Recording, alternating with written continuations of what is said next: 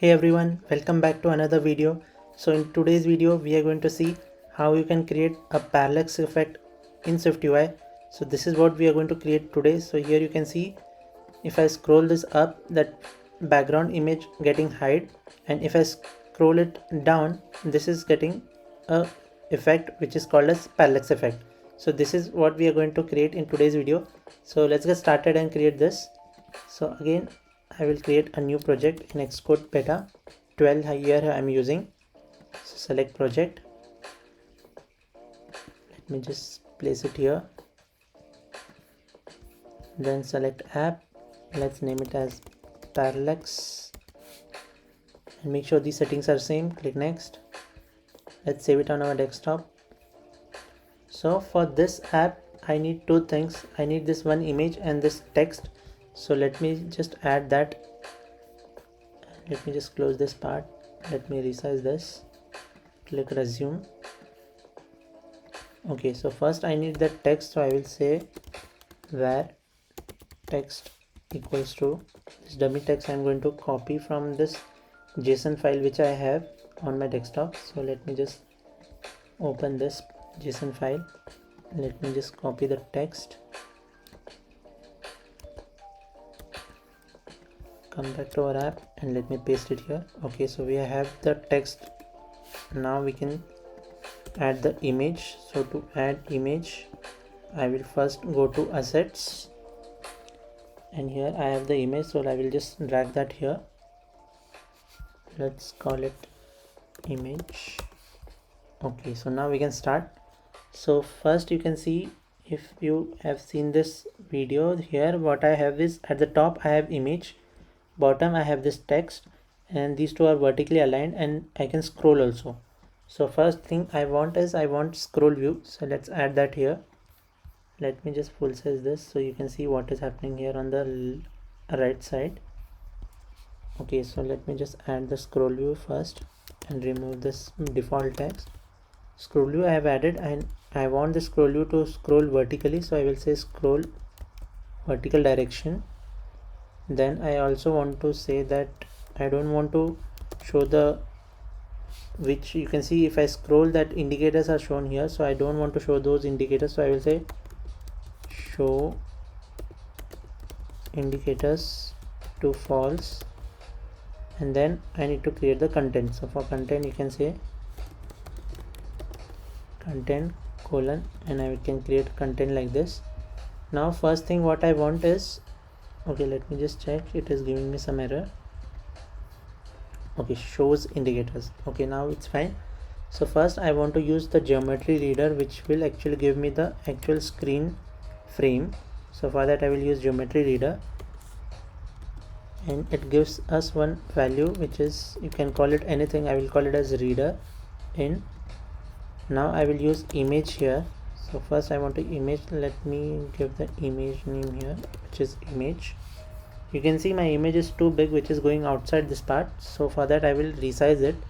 So I will say resizable. Let's remove this default text from this. Okay, now it's very small, so let me just resize also this. First I will set the aspect ratio dot fill. Now you can see, we can see our image. Also we need to increase its frame. So for that what I will say is increase the frame of this actual geometry reader, and width it will take whatever the image width is. I just need to set the height. So height I will set to 480. You can take any height as per your example, but I will take 480 here, and I will select iPhone 11, the latest device. And now what I want to do is I want to move it little bit up. So for that I need to set the offset. So I will say offset, and for offset I want to use only the Y value, because we want to move it up, not on the horizontal side. So for that Y, and I will make it negative so that it will move up. So we have the screen value, screen frame here. So from that I will use reader dot frame, and frame I want in. Inside this I can say dot global, and now outside this I will say minimum of Y So now you can see it has moved up. Now what I want to do is I want to add the bottom text. So for that I will come here below my frame, and you can see that we have this two text, those are vertically placed. So for that I will use V stack. So let's create the V stack, and also again I want to assign alignment here. So I will set the alignment to dot leading, and also I want to give some spacing. So let's give spacing of 15 here. Now inside our V stack we want to give two texts. So the first text is nature wiki, and then I need to give some modifiers on this. So I will say font, I will give custom font here. So I will say here dot system, again inside this size, and let's give the font of 40, and again I want to give weight also. So I will say comma,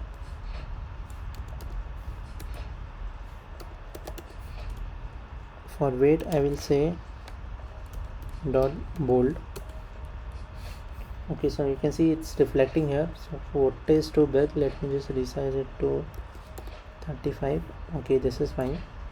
Then after this I want to give the color also different. So I will say dot foreground color of dot white, because you can see we are going to give a background black. So let me give the white foreground first, and then same thing I can do with the different other text. So I will copy this, paste it here.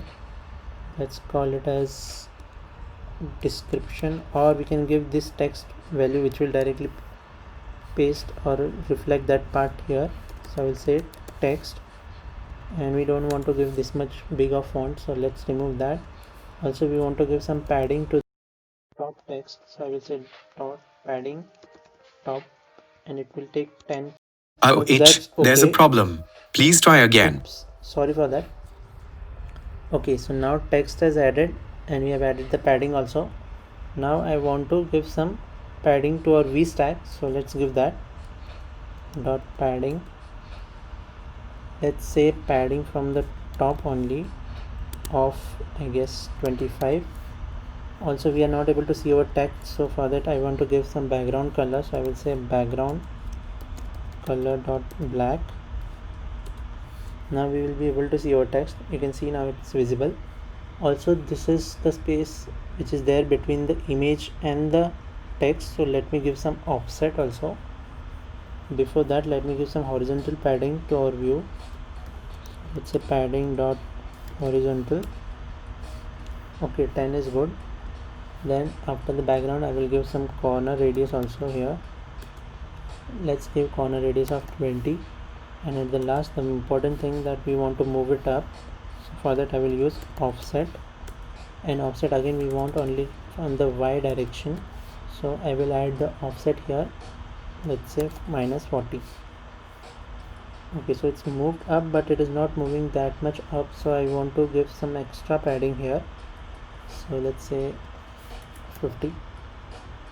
Again not working fine, let's give 80.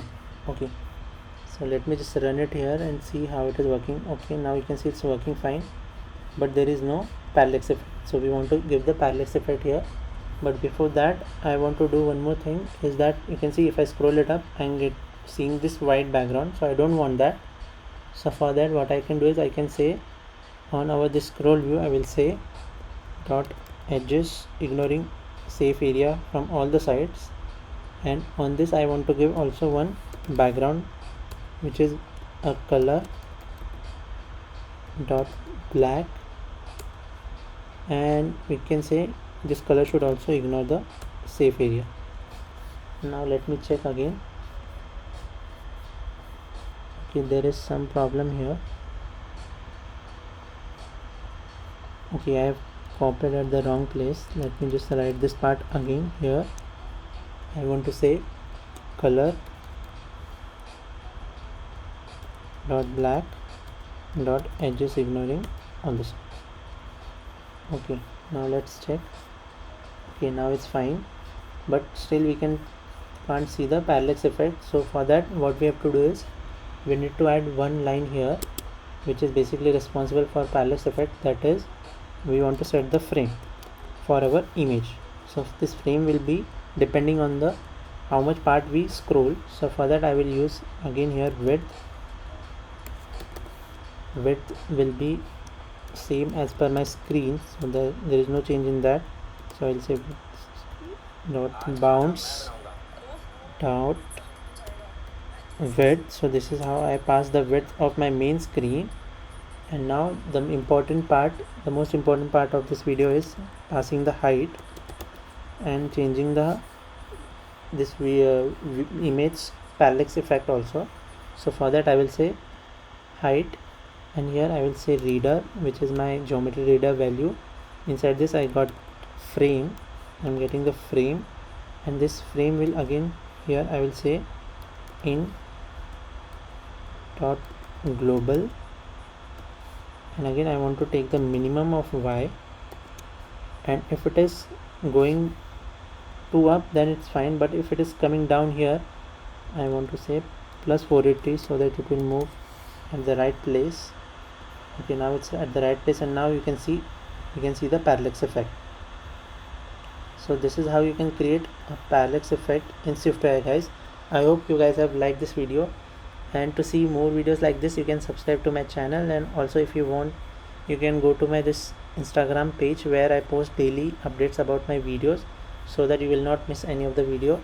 And also if you want the code for today's video you can check my GitHub profile. Here I upload all the code for my YouTube channel videos. So thank you guys for watching this video. I hope you're having a great day. Bye.